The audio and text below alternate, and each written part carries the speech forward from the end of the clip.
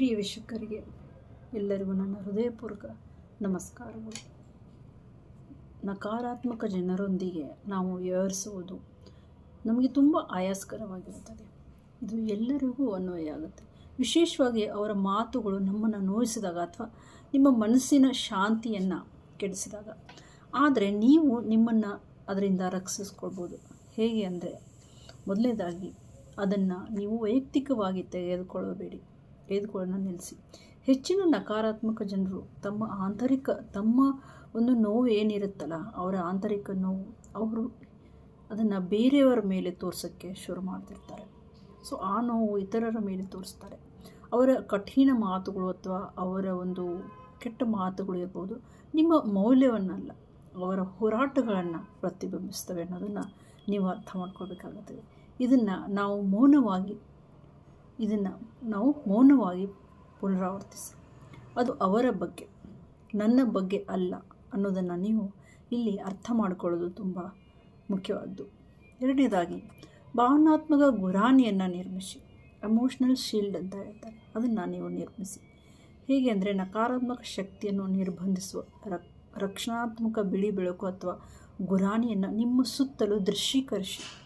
ಆವಾಗ ಶಕ್ತಿ ಏನಿದೆ ಅದು ಗುಣಪಡಿಸುವ ಸಂಪ್ರದಾಯಗಳಿಂದ ಈ ಅಭ್ಯಾಸವು ನಿಮ್ಮ ಮನಸ್ಸನ್ನು ಪ್ರಭಾವಿತವಾಗದಂತೆ, ಅದಕ್ಕೆ ನೀವು ಪ್ರತಿಕ್ರಿಯಿಸದಂತೆ ನಿಮಗೆ ಇದು ತರಬೇತಿ ನೀಡ್ತದೆ. ಇನ್ನು ಮೂರನೇದಾಗಿ, ಮೌನ ಅಥವಾ ದಯೆಯಿಂದ ನೀವು ಅವರಿಗೆ ಪ್ರತಿಕ್ರಿಯಿಸಿ. ಯಾರಾದರೂ ನಕಾರಾತ್ಮಕತೆಯನ್ನು ನಿಮ್ಮ ಮೇಲೆ ಎಸೆದಾಗ, ನಿಮ್ಮ ಜೊತೆ ನಕಾರಾತ್ಮಕತೆಯಿಂದ ನಡೆದುಕೊಂಡಾಗ ಮೌನವು ಆವಾಗ ಶಕ್ತಿಯುತವಾಗಿರುತ್ತದೆ, ನೆನಪಿಸ್ಕೊಳ್ಳಿ. ಅಥವಾ ಶಾಂತ ರಕ್ಷಣಾತ್ಮಕವಲ್ಲದ ಸ್ವರದಿಂದ ಪ್ರತಿಕ್ರಿಯಿಸಿ. ನೀವು ಉದಾಹರಣೆಗೆ, ನೀವು ಹೇಗೆ ಭಾವಿಸುತ್ತೀರಿ ಎಂದು ನಾನು ನೋಡುತ್ತೇನೆ, ನಾನು ಶಾಂತಿಯನ್ನು ರಕ್ಷಿಸ್ಕೊಳ್ತಾ ಇದ್ದೀನಿ ಅಂತ ನೀವು ಅವರಿಗೆ ಶಾಂತವಾಗಿ ಅದನ್ನು ತಿಳಿಸಿ ಹೇಳಬೇಕು. ನಾಲ್ಕನೇದಾಗಿ, ನಿರ್ಲಿಪ್ತತೆಯನ್ನು ಅಭ್ಯಾಸ ಮಾಡಿ. ಅಗೌರವವಲ್ಲ ಅಲ್ವಾ, ಕಾಳಜಿ ವಹಿಸೋದು ಸರಿ, ಆದರೆ ಅವರ ಭಾವನೆಗಳನ್ನು ಹೊತ್ತುಕೊಳ್ಬೇಡಿ, ನೀವು ನಿಮ್ಮ ಮನಸ್ಸಲ್ಲೇ ಇಟ್ಕೊಳ್ಬೇಡಿ ಅಂತ. ನೀವು ಚಲನಚಿತ್ರ ಯಾವುದಾದ್ರೂ ಒಂದು ಸಿನಿಮಾ ದೃಶ್ಯವನ್ನು ನೋಡ್ತಾ ಇದ್ದೀರಿ ಅಂದ್ಕೊಳ್ಳಿ, ಅಲ್ಲಿ ಎಮೋಷ್ನಲ್ ಸೀನ್ಸ್ ಬರುತ್ತೆ, ನಗೋ ಸೀನ್ ಬರುತ್ತೆ, ಕೆಟ್ಟ ಮಾತುಗಳ ಸೀನ್ ಬರುತ್ತೆ. ಬಟ್ ನಾವು ಅದನ್ನು 3 ಗಂಟೆ ಅಲ್ಲೇ ನೋಡಿ ಅಲ್ಲೇ ಬಿಟ್ಬಿಡ್ತೀವಿ. ಅದೇ ರೀತಿ ನೀವು ಇಲ್ಲಿ ಕೂಡ ಅದನ್ನು ಭಾವಿಸಬೇಕು. ಚಲನಚಿತ್ರದಲ್ಲಿನ ದೃಶ್ಯವನ್ನು ನೋಡ್ತಿರುವಂತೆ ನೀವು ಅವರ ನಡವಳಿಕೆಯನ್ನು ನೀವು ಗಮನಿಸಿ. ಅದನ್ನು ನೀವು ನಿಮ್ಮ ಪರ್ಸ್ನಲಾಗಿ ಹಿಡ್ಕೊಳ್ಬೇಡಿ ಅದನ್ನು. ಐದನೇದಾಗಿ, ತ್ವರಿತ ಉಸಿರಾಟವನ್ನು ಮರುಹೊಂದಿಸಿ. ಅಂದರೆ ಆವಾಗಲೇ ನೀವು ಒಂದು ದೀರ್ಘ ಉಸಿರನ್ನು ಎಳೆದುಕೊಳ್ಳಿ. ಆಳವಾದ ಉಸಿರನ್ನು 3 ಬಾರಿ ತೆಗೆದುಕೊಳ್ಳಿ. ನೀವು ಶಾಂತಿಯಿಂದ ಉಸಿರಾಟಿ, ಉದ್ವೇಗವನ್ನು ಹೊರಹಾಕಿ. ಇನ್ನೇನು ಮಾಡುವಾಗ ಶಾಂತಿ ಅನಿಸುತ್ತೆ, ಮತ್ತು ಬೇಡವಾದ ಉದ್ವೇಗವನ್ನು ನೀವು ಹೊರಗೆ ಹಾಕಿ. ಈ ರೀತಿ ನೀವು ಮನಸ್ಸಲ್ಲಿ ಅದನ್ನು ಅಂದ್ಕೊಂಡು ಹೊರಗೆ ಹಾಕಿ. ಇದು ನಿಮ್ಮ ನರಮಂಡಲವನ್ನು ತಕ್ಷಣವೇ ಶಾಂತಗೊಳಿಸ್ತದೆ ಮತ್ತು ಪ್ರತಿಕ್ರಿಯಿಸುವಾಗ ಮೊದಲು ನಿಮಗೆ ನಿಯಂತ್ರಣವನ್ನು ನೀಡುತ್ತದೆ. ನಿಮ್ಮನ್ನು ನೀವು ಹೇಗೆ ಕಂಟ್ರೋಲ್ ಮಾಡ್ಕೋಬೇಕು ಅನ್ನೋದನ್ನು ನಿಮಗೆ ಅದು ಹೇಳ್ತದೆ. ಯಾವುದು? ಮೌನ. ಆರನೇದು ಬೌಂಡ್ರಿನ ನೀವು ರಚಿಸಿ. ಅಂದರೆ ಗಡಿಗಳನ್ನು ದೃಢವಾಗಿ, ಸ್ಟ್ರಿಕ್ಟಾಗಿ ಬೌಂಡ್ರಿನ ನೀವು ರಚಿಸಬೇಕಾಗುತ್ತೆ. ನೀವು ದೃಢವಾದ ಗಡಿಗಳನ್ನು ಮತ್ತು ಅದನ್ನು ಪ್ರೀತಿಯಿಂದ ಹೊಂದಿಸಿ. ಯಾರಾದರೂ ನಿಮ್ಮ ಶಾಂತಿಯನ್ನು ನಿರಂತರವಾಗಿ ಕದಲಿಸ್ತಾ ಇದ್ದರೆ ಅವರ ಸುತ್ತಲೂ ನಿಮ್ಮ ಸಮಯ ಮತ್ತು ಶಕ್ತಿಯನ್ನು ನೀವು ಮಿತಿಗೊಳಿಸಿ. ಜಾಸ್ತಿ ವಾದೋಡೋದಾಗಲಿ, ಅವರ ಮಾತುಗಳನ್ನ ತುಂಬ ಅಲ್ಲೇ ನಿಂತು ಕೇಳಿಸ್ಕೊಳ್ಳೋದಾಗಲಿ ಇದು ಒಳ್ಳೆಯದಲ್ಲ. ಇದು ನಿಮ್ಮ ಒಂದು ಮನಃಶಾಂತಿಯನ್ನು ಕೆಡಿಸೋಕ್ಕೆ ಇದು ಅನುಮತಿ ಕೊಡುತ್ತೆ.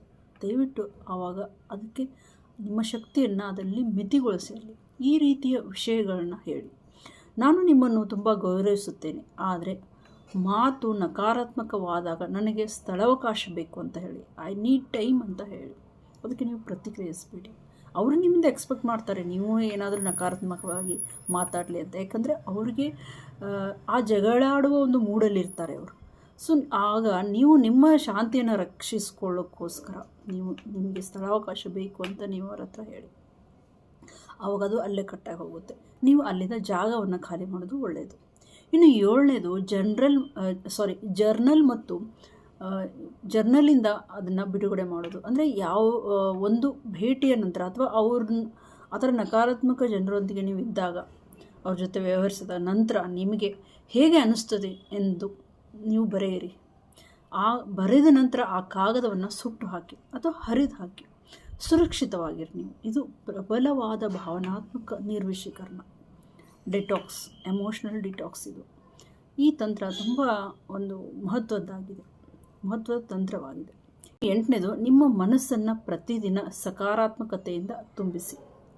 ಒಳ್ಳೊಳ್ಳೆ ಭಾವನೆಗಳನ್ನು ತುಂಬಿಸಿ. ಪ್ರತಿದಿನ ಉನ್ನತಿಗೇರಿಸುವ ಆಲೋಚನೆಗಳು, ನಿಮ್ಮನ್ನು ಅಪ್ಲಿಫ್ಟ್ ಮಾಡುವ ಕೆಲವು ಆಲೋಚನೆಗಳು, ಕೃತಜ್ಞತೆ, ಅಫರ್ಮೇಷನ್ನು, ಗ್ರ್ಯಾಟಿಟ್ಯೂಡ್, ಇದರಿಂದ ತುಂಬಿ ಪ್ರಾರ್ಥನೆ ಅಥವಾ ಧ್ಯಾನದೊಂದಿಗೆ ಪ್ರಾರಂಭಿಸಿ ನಿಮ್ಮ ದಿನವನ್ನು. ಇವು ಬಲವಾದ ಪೂರ್ಣ ಮನಸ್ಸು ಮತ್ತು ಸುಲಭವಾಗಿ ತೊಂದರೆಗೊಳಗಾಗಿ ನಿಮ್ಮ ಮನಸ್ಸು ಏನಾದರೂ ಬೇಗ ತೊಂದರೆಗೊಳಗಾಗಲ್ಲ. ಇವಾಗ ನೀವು ಅಫರ್ಮೇಷನ್ ಹೇಗೆ ಮಾಡಬೇಕು ಅಂದರೆ, ನಾನು ನನ್ನ ಶಾಂತಿಯನ್ನು ರಕ್ಷಿಸಲು ಆರಿಸಿಕೊಳ್ತೇನೆ, ನಾನು ಶಾಂತ, ಬಲಶಾಲಿ ಮತ್ತು ಅಚಲ ಅಂತ ನಿಮ್ಮನ್ನು ನೀವು ಹೇಳಿ. 9ನೇದು, ನಿಮ್ಮನ್ನು ಉನ್ನತಿಗೇರಿಸುವ ಜನರೊಂದಿಗೆ ನಿಮ್ಮನ್ನು ನೀವು ಸುತ್ತುವರಿಯಿರಿ. Surround with positive people only. ನೀವು ನಿಮ್ಮ ಸುತ್ತಲಿರುವವರಂತೆ ನೀವು ಆಗ್ತೀರಿ. ನೀವು ನಕಾರಾತ್ಮಕ ಜನರೊಂದಿಗೆ ಇದ್ದರೆ ನೀವು ನಿಮ್ಮ ಮನಃಶಾಂತಿಯನ್ನು ಕೆಡಿಸ್ಕೊತಾ ಇರ್ತೀರ. ಅದೇ ನೀವು ನಿಮ್ಮ ಸುತ್ತಲಿರುವವರು ಸಕಾರಾತ್ಮಕವಾಗಿದ್ದರೆ ಅಂಥ ಜನಗಳ ಜೊತೆ ನೀವು ಇರೋಕ್ಕೆ ಪ್ರಯತ್ನ ಪಡಿ. ನಿಮ್ಮನ್ನು ಪ್ರೇರೇಪಿಸುವ, ಮೋಟಿವೇಶನ್ ಮಾಡುವ, ನಿಮ್ಮನ್ನು ಬೆಂಬಲಿಸುವ ಮತ್ತು ಪ್ರೀತಿಸುವವರೊಂದಿಗೆ ನೀವು ಯಾವುದೇ ತೀರ್ಪು ನೀಡದೆ ಹೆಚ್ಚು ಸಮಯ ನೀವು ಅಲ್ಲಿ ಕಳೀಬೋದು ಅವ್ರ ಜೊತೆ. ಇನ್ನು 10ನೇದು, ಕ್ಷಮಿಸೋ ಗುಣ. ಆದರೆ ಅಗತ್ಯವಿದ್ದರೆ ನೀವು ದೂರದಿಂದ ಏನು ಮಾಡಿ ಅಂದರೆ, ಕ್ಷಮೆಯು ನಿಮ್ಮನ್ನು ಭಾವನಾತ್ಮಕವಾಗಿ ಸರಪಳಿಗಳಿಂದ ಮುಕ್ತಗೊಳಿಸ್ತದೆ. ಅಂಥ ಒಂದು ಚೈನಿಂದ ನೀವು ಗೊಂದಲಕ್ಕೊಳಗಾಗಿರ್ತೀರಲ್ಲ, ನೀವು ಅವ್ರನ್ನ ಕ್ಷಮಿಸೋದನ್ನು ನಿಮ್ಮ ಉನ್ನತಿಗಾಗಿ ಅಥವಾ ನಿಮ್ಮ ಶಾಂತಿಗಾಗಿ ಅವರನ್ನು ಕ್ಷಮಿಸೋದು ಒಳ್ಳೆಯದು. ಆದರೆ ನೀವು ವಿಷಕಾರಿ ಜನರನ್ನು ಹತ್ತಿರ ಇಟ್ಕೊಳ್ಬೇಕಾಗಿಲ್ಲ. ಅಂತಹ ಕ್ಷಣಗಳಲ್ಲಿ ನೀವು ಶಾಂತಿಯುತವಾಗಿರಲು ಸಹಾಯ ಮಾಡ್ತದೆ ಇದು ಕ್ಷಮೆ ಅನ್ನೋದು. ಸೊ ಈ ರೀತಿ ಮಾಡುವುದರಿಂದ ಏನಾಗುತ್ತೆ, ನಿಮ್ಮ ಶಾಂತಿಯನ್ನು ನೀವು ಕಾಪಾಡಿಕೊಳ್ಬೋದು. ನಾವು ಹೇಗೆ ಹೊರಗೆ ಬರಬೇಕು, ನಮ್ಮ ಯೋಚನೆಗಳು ಹೇಗಿರಬೇಕು ಅನ್ನೋದನ್ನು ನೀವು ಅರ್ಥ ಮಾಡಿಕೊಂಡ್ರೆ, ಅವ್ರಿಗೆ ನಮ್ಮ ಪ್ರತಿಕ್ರಿಯೆ ಹೇಗಿರಬೇಕು, ನಾವು ಶಾಂತವಾಗಿ ಹೇಗಿರಬೇಕು ಅನ್ನೋದನ್ನು ತಿಳ್ಕೊಂಡ್ರೆ, ಇವಾಗ ನಾನೊಂದು ನಿಮಗೆ ಗೈಡೆಡ್ ಮೆಡಿಟೇಷನ್ ಅಥವಾ ಅಫರ್ಮೇಷನ್ ಹೇಗೆ ಮಾಡಬೇಕು ನೀವು ಶಾಂತವಾಗಿರಲು ಅನ್ನೋದನ್ನು ಹೇಳ್ಕೊಡ್ತೀನಿ. ದಯವಿಟ್ಟು ಇದನ್ನು ನಿಧಾನವಾಗಿ ಶಾಂತಿಯಿಂದ ಆಲಿಸಿದರೆ ನಿಮಗೆ ಇದರಿಂದ ಖಂಡಿತ ಲಾಭ ಆಗುತ್ತೆ. ದಯವಿಟ್ಟು ನೀವು ಒಂದು ಶಾಂತ ಸ್ಥಳದಲ್ಲಿ ಕುಳಿತುಕೊಳ್ಳಿ. ನಿಮ್ಮ ಕಣ್ಣುಗಳನ್ನು ಮುಚ್ಚಿ ನಿಧಾನವಾಗಿ ಕೋಮಲವಾಗಿ ನಿಮ್ಮ 2 ರೆಪ್ಪೆಗಳನ್ನು ಮುಚ್ಚಿ ಆಳವಾದ ಉಸಿರಾಟದಿಂದ ಪ್ರಾರಂಭಿಸೋಣ. ಇದನ್ನು ಮೊದಲನೇದಾಗಿ ನೀವು ಆಳವಾದ ಉಸಿರನ್ನು ಎಳೆದುಕೊಳ್ಳಿ 1 ನಿಮಿಷದವರೆಗೆ. ಆಮೇಲೆ ಉಸಿರೆಳೆಯುತ್ತಾ ಇರಿ. ನಿಮ್ಮ ಮೂಗಿನ ಮೂಲಕ ನಿಧಾನವಾಗಿ ಉಸಿರೆಳೆಯಿರಿ. ಹಾಗೆ 3 ಸೆಕೆಂಡ್ಗಳಿಗೆ ಅದನ್ನು ಅಲ್ಲೇ ಉಸಿರನ್ನು ಹಿಡಿದುಕೊಳ್ಳಿ. 3 ಸೆಕೆಂಡ್ಗಳ ಕಾಲ ಉಸಿರನ್ನು ಹಿಡಿದುಕೊಳ್ಳಿ. ಇವಾಗ ಉಸಿರನ್ನು ಬಿಡಿ. ನಿಮ್ಮ ಬಾಯಿಯ ಮೂಲಕ ನಿಧಾನವಾಗಿ ಉಸಿರನ್ನು ಬಿಡಿ. ಮೂಗಿನ ಮೂಲಕ 3 ಸೆಕೆಂಡ್ಗಳನ್ನು ಎಳೆದುಕೊಳ್ಬೇಕು. ಆಮೇಲೆ ಬಾಯಿಯ ಮೂಲಕ ನಿಧಾನವಾಗಿ ಉಸಿರನ್ನು ಬಿಡಬೇಕು. ಈ ಪ್ರಕ್ರಿಯೆಯನ್ನು ನಾವು 3 ಬಾರಿ ಪುನರಾವರ್ತಿಸಬೇಕು. ಪ್ರತಿಯೊಂದು ಉಸಿರಾಟದೊಂದಿಗೆ ನಿಮ್ಮ ದೇಹ ಮತ್ತು ಮನಸ್ಸು ಶಾಂತವಾಗುತ್ತಿದೆ ಎಂದು ಕಲ್ಪಿಸಿಕೊಳ್ಳಿ. ನೀವು ಇದನ್ನು 3 ಬಾರಿ ಪ್ರಯತ್ನಿಸಿ. ಉಸಿರನ್ನು ಎಳೆದುಕೊಳ್ಳೋದು ಮೂಗಿನಿಂದ 3 ಸೆಕೆಂಡ್ವರೆಗೆ, ಆಮೇಲೆ ಉಸಿರನ್ನು ಬಾಯಿಯ ಮೂಲಕ ಹೊರಗೆ ಬಿಡುವುದು. ಇದನ್ನು 3 ಬಾರಿ ಪ್ರಯತ್ನಿಸಿ. ಇನ್ನು 2ನೇದಾಗಿ ರಕ್ಷಣಾ ಬೆಳಕಿನ ದೃಶ್ಯ. ಇದನ್ನು 1 ರಿಂದ 2 ನಿಮಿಷ ಮಾಡೋಣ. ನೀವು ಒಂದು ಉಜ್ವಲವಾದ ಬಿಳಿ ಬೆಳಕಿನಿಂದ, ನಿಮ್ಮ ಸುತ್ತಮುತ್ತೆಲ್ಲ ಬಿಳಿ ಬೆಳಕಿದೆ, ಮತ್ತೇನೂ ಇಲ್ಲ, ಎಲ್ಲಿ ನೋಡಿದ್ರಲ್ಲೂ ಬರೀ ಬಿಳಿ ಕಾಣಿಸ್ತಾ ಇದೆ ಅಂತ ಕಲ್ಪಿಸಿಕೊಳ್ಳಿ. ಈ ಬಿಳಿ ಬೆಳಕಿನಿಂದ ಆವರಿಸಲ್ಪಟ್ಟಿರುವಿರಿ ಅಂತ ನೀವು ಕಲ್ಪಿಸಿಕೊಳ್ಳಿ. ಈ ಬೆಳಕು ನಿಮ್ಮ ಸುತ್ತಲೂ ಒಂದು ರಕ್ಷಣಾ ಗಡಿಯನ್ನು ರಚಿಸುತ್ತದೆ. ಇದು ನಿಮ್ಮ ನಕಾರಾತ್ಮಕ ಶಕ್ತಿಗಳನ್ನು ನಿಮ್ಮಿಂದ ದೂರ ಇಡುತ್ತದೆ. ಈ ಬೆಳಕು ನಿಮ್ಮ ಮನಸ್ಸನ್ನು ಶುದ್ಧಗೊಳಿಸುತ್ತದೆ, ನಿಮ್ಮ ಹೃದಯವನ್ನು ಶಾಂತಗೊಳಿಸುತ್ತದೆ, ನಿಮ್ಮ ಆತ್ಮವನ್ನು ಶಕ್ತಿಶಾಲಿಯಾಗಿಸುತ್ತದೆ.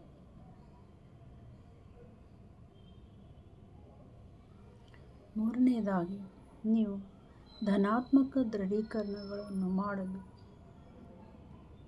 ನಿಮ್ಮ ಮನಸ್ಸಿನಲ್ಲಿ ಅಥವಾ ಶಬ್ದವಾಗಿ ಈ ದೃಢೀಕರಣಗಳನ್ನು ಪುನರಾವರ್ತಿಸಬೇಕು. ಹೇಗೆಂದರೆ, ನೀವು ನಿಮ್ಮ ಮಾತಿನಲ್ಲೂ ಹೇಳಬಹುದು ಅಥವಾ ಮನಸ್ಸಿನಲ್ಲೂ ಕೂಡ ಇದನ್ನು ನೀವು ಪುನರಾವರ್ತಿಸ್ಬೋದು. ನಾನು ಶಾಂತಿಯನ್ನು ಆಯ್ಕೆ ಮಾಡುತ್ತೇನೆ. ನಾನು ನನ್ನ ಶಕ್ತಿಯನ್ನು ಉಳಿಸುತ್ತೇನೆ. ನಾನು ನಕಾರಾತ್ಮಕ ಶಕ್ತಿಯಿಂದ ಮುಕ್ತನಾಗಿದ್ದೇನೆ. ನಾನು ಪ್ರೀತಿಯಿಂದ ಮತ್ತು ಶಾಂತಿಯೊಂದಿಗೆ ಬದುಕುತ್ತೇನೆ. ಪ್ರತಿಯೊಂದು ದೃಢೀಕರಣವನ್ನು ನಿಮ್ಮ ಹೃದಯದಿಂದ ಹೇಳಿ ಅನುಭವಿಸಿ. ಬೇರೆ ಯಾವ ಚಿಂತೆಯನ್ನು ಬೇಡ, ಬೇರೆ ಯಾವ ಆಲೋಚನೆಗಳು ನಿಮ್ಮ ಮನದಲ್ಲಿ ಬರದಿರಲು ಅವಕಾಶ ಮಾಡಿಕೊಡಬೇಕು. ನೀವು ಇದನ್ನು ಪುನರಾವರ್ತಿಸಬೇಕು. ನಂತರ ನೀವು 30 ಸೆಕೆಂಡು ನಿಮ್ಮ ಹೃದಯದ ಮೇಲೆ ನಿಮ್ಮ ಕೈಯನ್ನು ಇಡಿ. ನಿಮ್ಮ ಹೃದಯದ ತಾಳವನ್ನು ಅನುಭವಿಸಿ. ನಿಮ್ಮನ್ನು ಧನ್ಯವಾದಿಸಿ. ನಿಮಗೆ ನೀವೇ ಧನ್ಯವಾದ ಹೇಳಿ. ನನ್ನ ಶಾಂತಿಯು ನನ್ನೊಳಗಿದೆ. ನಾನು ಸುರಕ್ಷಿತನಾಗಿದ್ದೇನೆ. ನಾನು ಶಕ್ತಿಶಾಲಿಯಾಗಿದ್ದೇನೆ. ನಿಧಾನವಾಗಿ ನಿಮ್ಮ ಕಣ್ಣುಗಳನ್ನು ತೆರೆದು ನಿಮ್ಮ ಸುತ್ತಲೂ ಇರುವ ಶಾಂತಿಯನ್ನು ಅನುಭವಿಸಿ. ಈ ಧ್ಯಾನವನ್ನು ಪ್ರತಿದಿನ ನೀವು ಅಭ್ಯಾಸ ಮಾಡುವ ಮೂಲಕ ನೀವು ನಕಾರಾತ್ಮಕ ಶಕ್ತಿಯಿಂದ ಮುಕ್ತರಾಗಬಹುದು ಮತ್ತು ನಿಮ್ಮ ಆಂತರಿಕ ಶಾಂತಿಯನ್ನು ಸಾಧಿಸಬಹುದು. ನಿಮ್ಮ ಶ್ರದ್ಧೆ ಮತ್ತು ಶಾಂತಿಯ ಪ್ರಯಾಣಕ್ಕೆ ಶುಭಾಶಯಗಳು. ಧನ್ಯವಾದಗಳು.